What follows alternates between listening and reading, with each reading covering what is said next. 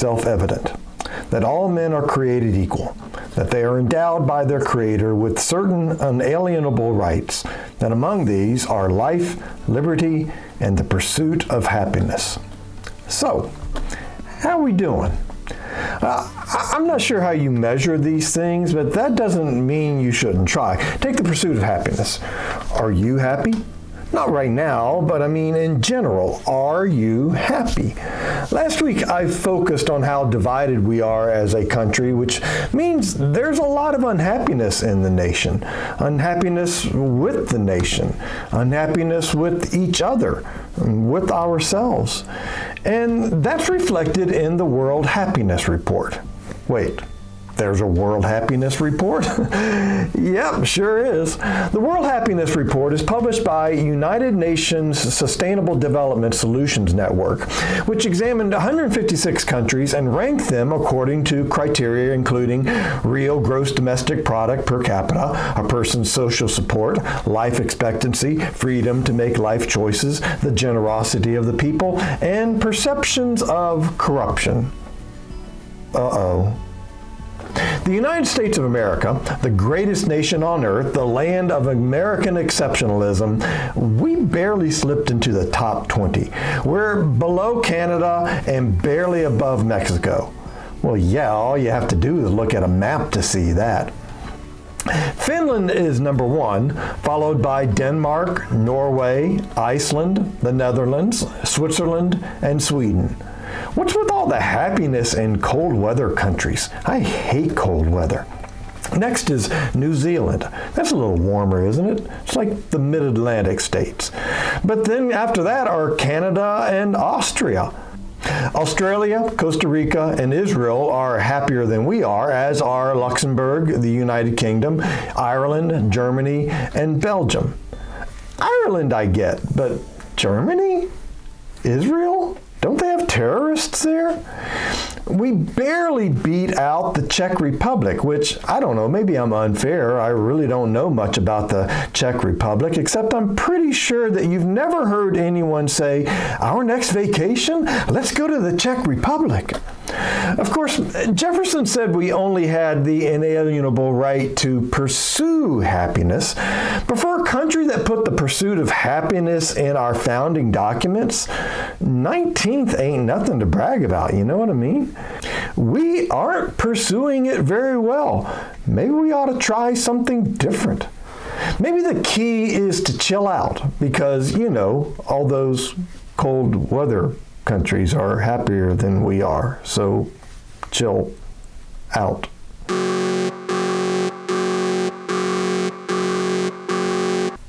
But what are we actually pursuing when we pursue happiness? Maybe the problem is that what we think we're pursuing isn't actually happiness, but something else that we think will make us happy, but really can't deliver the goods. Again, last week I mentioned that individualism is a core American value, and I think that the pursuit of happiness reflects that. Happiness is a personal thing, and we're all responsible for our own happiness. And to an extent, that's true. I learned in marriage that I can't make Pam happy if it doesn't first come from within her, just as she can't make me happy if there isn't already a deep-rooted sense of contentment and happiness in me. We can add to each other's happiness, but if it isn't already there, no person or set of circumstances can create it for us. But we've made individualism a kind of excuse that the only person I have to be responsible for is myself and only to myself. That I don't have any societal responsibilities to others outside my own small circle of concern, my family, my friends, and whoever else I choose. Once again, I choose who else I will be responsible for. And so if you run into a rough spot or are born into a rough spot, an unfair situation, well, I can choose to do something about the conditions that put you there through no choice of your own, but I don't have to. I've got no responsibility to do so. I'm only responsible for myself. And you're responsible for yourself. and there are no obligations that we have toward one another. And in a society, I'm not sure that that works, and I'm pretty sure it's not biblical. You shall love your neighbor as yourself, and everyone is your neighbor, including your enemy. We say that a lot, and it's easy to say, but it obligates us to one another, doesn't it? Otherwise, the pursuit of happiness is by definition self-centered. And isn't it your experience that self-centered people are rarely happy people? That they are among the most miserable people in the world? I mean, there's a reason that narcissism is considered a disorder. When you're the center of the world, but the rest of the world doesn't cooperate, you're going to be frustrated most of the time. And one day a year, when people sing a song in your honor and you get to blow out candles on a cake, you're the center of attention. But the other 364 days, people are singing about how great other people are, and you have to bring them a present. And you can't just bring any present. You have to bring them the best present, better than anybody else's, because that would make them better than you. And on and on and on it goes. The other thing about the common definition of happiness that makes it so elusive is that we've made happiness about pleasure, and pleasure is fleeting. You take a bite of the most exquisite food in the world, and man, the endorphins start blowing up the pleasure centers in your brain. But what happens? You swallow. So you take another bite, and you swallow that one too. Stop swallowing. And after a few swallows, it's all gone. Your plate's empty. And so you get seconds and thirds, and you're no longer hungry. Well, I mean, that's not quite true, but now it's not a hunger of the stomach, but a hunger of the mind, a hunger of the spirit, of the soul. You need this thing. And pretty soon the serving plate is empty, but there's no more to get. But some people around you still have some on their plates, and now you start eyeing theirs, wanting what's theirs. You're coveting, and you're maybe even getting resentful. And I thought this was supposed to be pleasurable. The Greeks called the pursuit of pleasure hedonism, and there's nothing wrong with enjoying the things in life that are enjoyable, but the Greek philosopher Plato noted that the problem with hedonism is that a life pursuing pleasure is a life defined by pain. You can't have pleasure unless you avoid or eliminate pain or even discomfort. You're always seeking relief, and soon the only pleasure you have is found in the relief. You're just doing stuff to relieve the pain. And ask any addict how fun that is. Thomas Jefferson was a man of the Enlightenment, which was a period in which Greek philosophy was elevated, particularly the philosophy of Aristotle.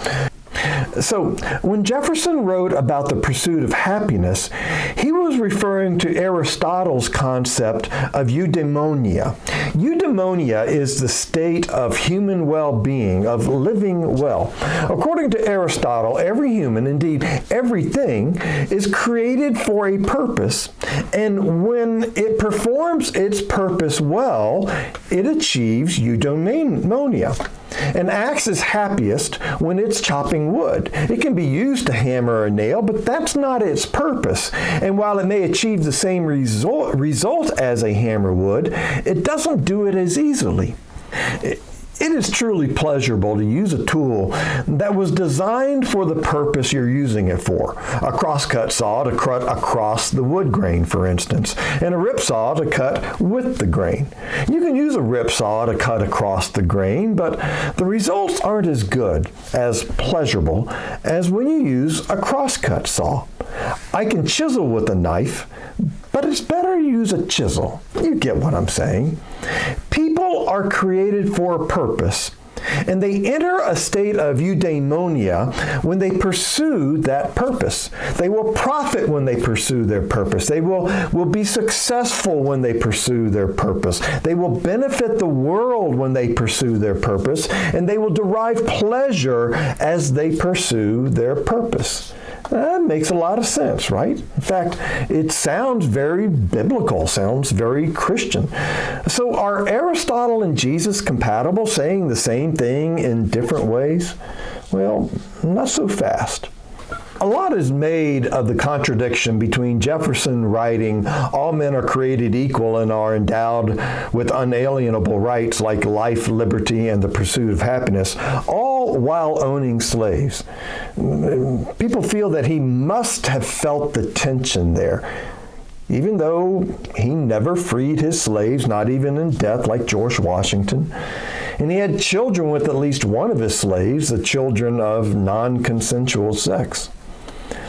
But Jefferson was an intelligent man, and I think he was also a man of integrity. That doesn't mean he was perfect. What I mean was that there was integration between what he thought and what he believed and his actions. He didn't contradict himself.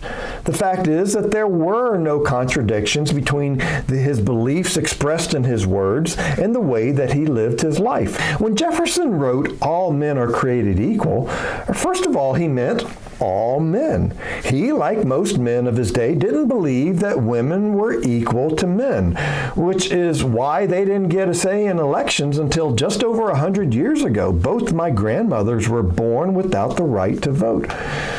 But he and most, if not all, of the Founding Fathers further believed that all men are created equal meant that they, the men of the ruling class, the aristocrats, the landowners, were equal to King George over in England. But they didn't believe that men of other classes were their equals. That's why only landowners had the right to vote. It's why representation in the Senate is based on land and not on population. The men in the ruling class were made to rule. If a man in a lower class were permitted to rule, well, that would be like using a screwdriver to chop wood. You'd mess up the screwdriver and the wood and would probably hurt yourself in the process. No, every person had their place, and they were happiest when they were functioning in their place. Aristocrats when they were ordering society, working class men when they were working, women when they were cooking and cleaning and were watching after the children, and slaves when they were being slaves. Jefferson didn't free his slaves because he was being benevolent to them. They wouldn't function well as free men. They needed to be told what to do.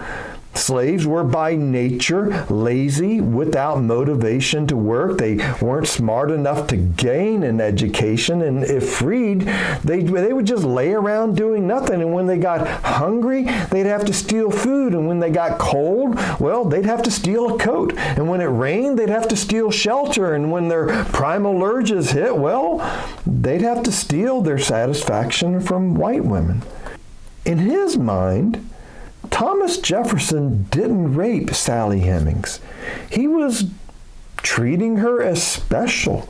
Rape was what a freed slave does to a white woman. Don't believe me? Read the literature of the day, and not just the Southern literature. Many people believe that slaves were happiest. In other words, slaves experienced eudaimonia when they accepted being a slave and stopped fighting it.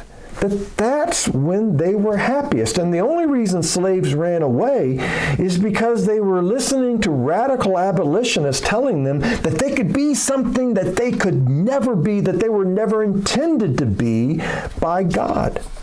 So, no, Aristotle and Jesus were not saying the same thing. But that concept of eudaimonia is not incompatible with the Bible, and Jesus actually expanded it to include all people. Each person is created in the image and likeness of God, and we are indeed happiest and fulfilled and complete when we live out our purpose.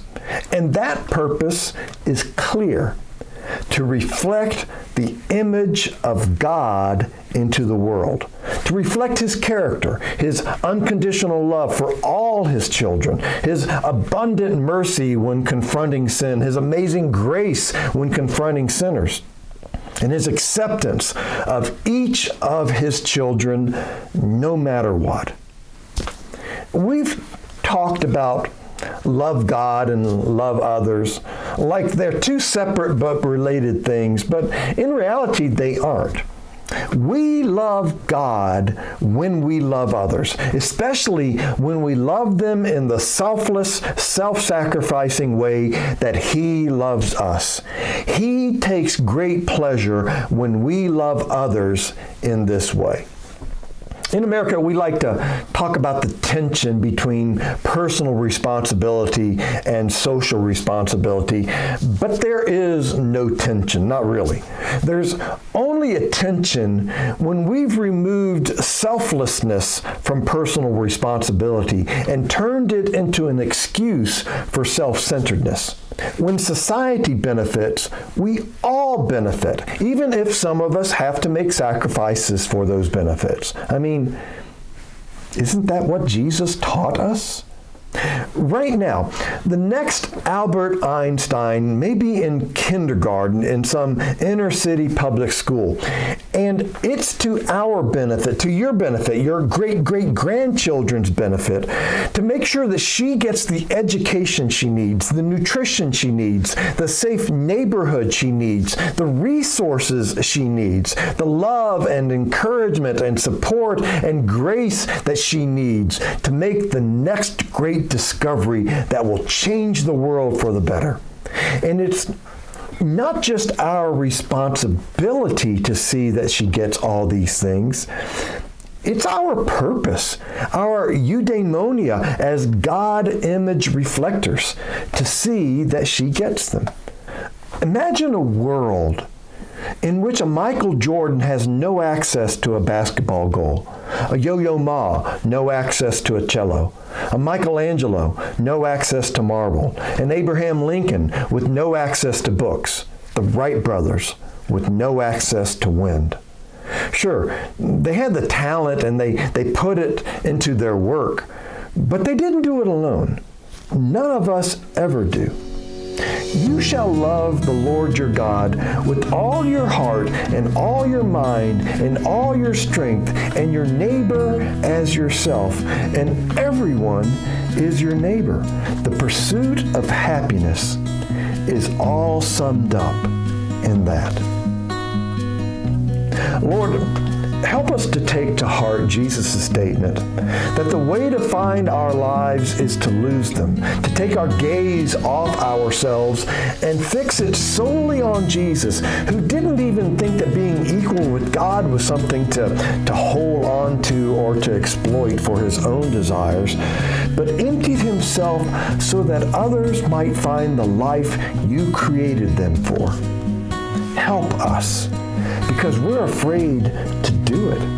We're afraid that if we start taking responsibility for others, that no one will take responsibility for us, and we'll be left with nothing and no one. That we'll be forsaken, like Jesus felt when there was no one beside him, all having betrayed, denied, and abandoned him. So help us believe. Help us to trust. Help us to have faith. Faith in you and faith in your children. And let it begin with the determination that no one will have to feel forsaken, whether in the trailer parks in the rural country or the slums of the cities or the rows of suburban houses and townhomes that hide our despair. Teach us to love others as you first loved us, and so enjoy the calm rest of your pleasure. In Jesus' name, amen.